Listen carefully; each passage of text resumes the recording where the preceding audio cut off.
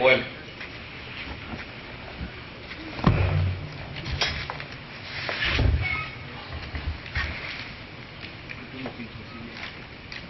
la semana pasada estuvimos hablando un poco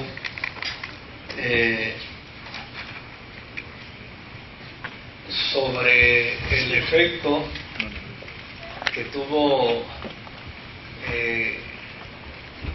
el mundo musulmán en la vida de la Europa occidental, sobre todo en España. Desde luego fueron muchos años, fueron bastantes siglos, y todavía no hemos cubierto toda la aportación que esto dejó. Habíamos señalado que el siglo XII, el siglo XIII, el siglo XIV se distingue por ser un siglo de altos ideales y de posturas teológicas que en alguna medida pretenden eliminar ese periodo de ignorancia y de tinieblas que hubo en la cristiandad como resultado de las cruzadas. Ya habíamos dicho que las cruzadas fueron nefastas para la vida de la Iglesia.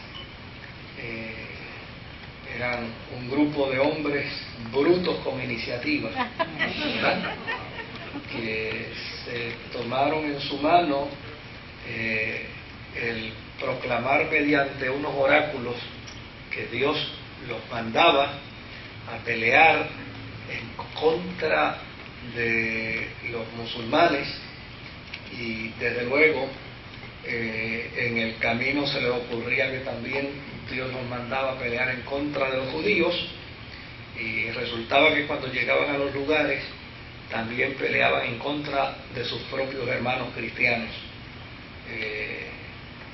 Fue horrendo lo que sucedió con las cruzadas. Y desde luego una vez el mundo musulmán empieza a invadir a Occidente, lo invade con mucha fuerza. Tenía ventajas en el campo intelectual al mundo occidental, porque obviamente las cruzadas lo que dejaron fue brutalidad. Imagínense, la gente justificaba con historietas de encuentros de muertos y de cosas que se les aparecían y les anunciaban y lo incentivaban para las peleas. Y la teología de aquellos grandes pensadores como Justino el Mártir, como Agustín, que obviamente fue un excelente pensador, eso se tiró por la borda. Desde luego, por el otro lado, como resultado de la invasión musulmana, la España musulmana estaba gozando ahora de una civilización bien floreciente. Pues resaltaba la medicina, resaltaban las matemáticas, resaltaba la astronomía, resaltaba la filosofía, que eran elementos fuertes en los árabes. Y desde luego, pues ellos vinieron, y esa era aportación que el mundo musulmán, que el mundo árabe estaba dando a la Europa occidental. Y desde luego los cristianos, que estaban en una posición significativa, porque eran los que establecían las pautas y las reglas religiosas, a pesar del mundo musulmán, porque los musulmanes nunca impidieron a los cristianos exponer su experiencia de fe. Así que en ese sentido los cristianos bebieron del conocimiento del mundo musulmán, del conocimiento de la medicina, de las matemáticas, de la astronomía. economía, de la filosofía. Hablamos también la semana pasada que ya la enseñanza había salido de la iglesia y que había salido ya de los monasterios y estaba ahora en las universidades. Y que obviamente dentro del mundo universitario la iglesia jugaba un papel vital, porque era la iglesia la que generalmente tenía el control, ¿no?, en términos de la enseñanza. Y terminamos la semana pasada señalando que dentro de toda esa fenomenología de la enseñanza y del mundo del saber, la teología era la más complicada, era la más exigente, a tal punto que un estudiante, un estudiante universitario podía llegar a los 12 años, ¿sabes?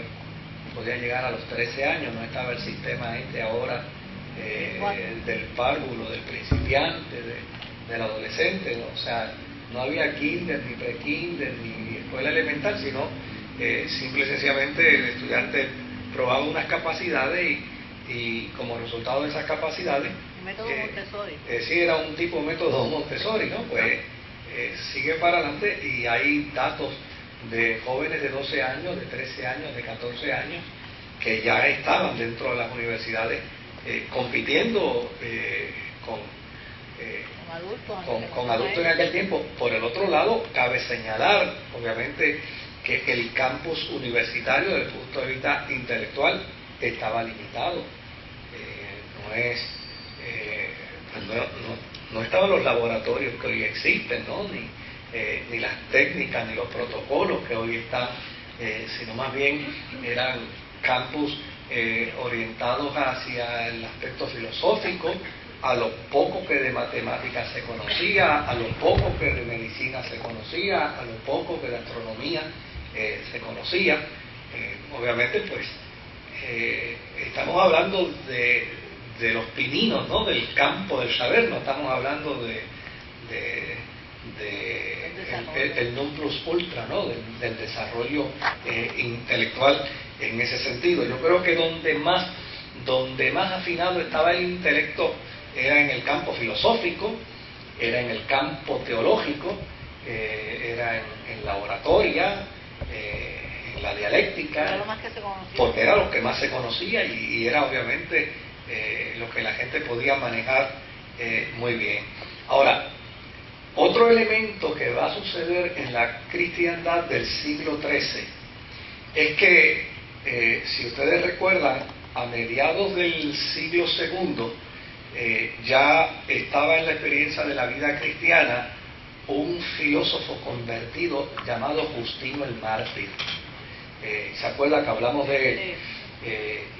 Y entre las cosas que dijimos de Justino el Mártir es que él se dio a la tarea de demostrarle a los griegos en aquel tiempo, que decían que el mundo religioso cristiano era para ignorantes, que era para gente, imagínense, muchas veces las iglesias estaban pastoreadas por esclavos, por esclavas.